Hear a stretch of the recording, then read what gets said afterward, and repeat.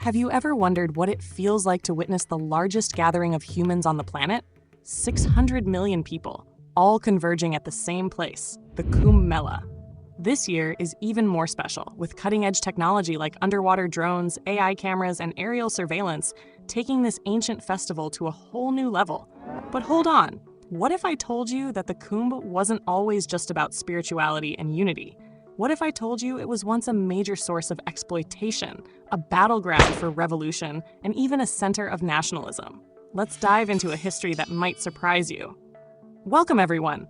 Today, we're going to explore the incredible story of the Kumbh Mela, a journey from exploitation under British rule to a rallying point for Indian independence, and now a symbol of India's modern-day progress.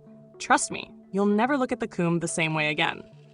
Now let's go back to the 1800s. Picture this. The British East India Company had just taken control of Prayagraj. They didn't care much about the religious significance of the Kumbh Mela. No, what they saw was an opportunity to make money. And that's exactly what they did. Every single pilgrim who came to take a holy dip had to pay a tax.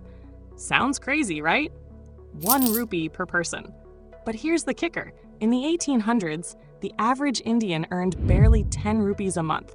Imagine having to pay 1 whole rupee just to bathe in the sacred river. This wasn't a tax for spiritual purification. It was straight-up exploitation by the British. Now, don't just take my word for it. A British woman named Fanny Park, who lived in India for nearly 24 years, documented this in her memoir. And let me tell you, the British were cashing in big time. It wasn't just the pilgrims paying taxes. They taxed businesses too. Let me give you an example. Barbers.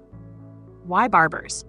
Well, most pilgrims would shave their heads at the Kumbh, and the British set up 3,000 barber enclosures. In 1870 alone, they collected 42,000 rupees, and almost a quarter of that came from taxes on barbers. This wasn't just a religious gathering. To the British, it was a gold mine. But here's where it gets interesting. The locals, the prayagraj Brahmins, who were the guides and helpers for the pilgrims, were not too happy about this. The taxes were cutting into their livelihood, and on top of that, they were dealing with Christian missionaries who were trying to convert Hindus at the Kumbh. Resentment was building, and in 1857, that resentment exploded. The First War of Indian Independence broke out, and the Kumbh Mela became more than just a spiritual event. It was now linked to the fight for freedom. The prayagraj Brahmins played a key role in supporting the revolutionaries. They helped plan battles, and guess who stayed with them? Rani Lakshmi Bai of Jhansi, one of the most iconic leaders of the revolt. The Kumbh Mela, once a place for religious reflection, was now a hub for political activism and revolution. Fast forward to 1918, a year that would change the course of Indian history. Mahatma Gandhi himself attended the Kumbh Mela. He took a dip in the Ganga, a simple act of faith that sent a powerful political message to the British. But the British weren't taking any chances. They had spies tracking Gandhi's every move at the Kumbh. The British realized that the Kumbh had evolved into something far more than just a religious festival. It was now a symbol of resistance and independence. And it doesn't stop there. In 1942, during World War II, the British decided to restrict the pilgrimage to the Kumbh. They claimed it was because they were worried about a Japanese attack. But some historians believe the real reason was the Quit India movement, a mass civil disobedience campaign that was gaining traction at the time. The British didn't want a massive gathering of nationalists at the Kumbh, so they limited access to it. But guess what?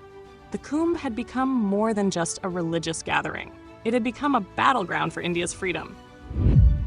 Now let's talk about the Kumbh Mela in today's world. It's no longer just a spiritual event. It's a fusion of tradition and technology. Kumbh Mela has become a symbol of India's evolution, blending ancient rituals with the modern world. It shows how India honors its rich cultural heritage while embracing progress and innovation. So as you can see, the Kumbh Mela is much more than a gathering of millions. It's a living, breathing reflection of India's journey, from the depths of colonial exploitation to the heights of independence and modern-day progress. It's a celebration of unity, faith, and technology. And trust me, every time I think about it, I'm reminded of how far we've come. If you found this journey through history fascinating, hit that like button, share this with your friends, and subscribe for more stories like this. Let's keep the conversation going and explore more of India's incredible history together. Until next time, stay curious.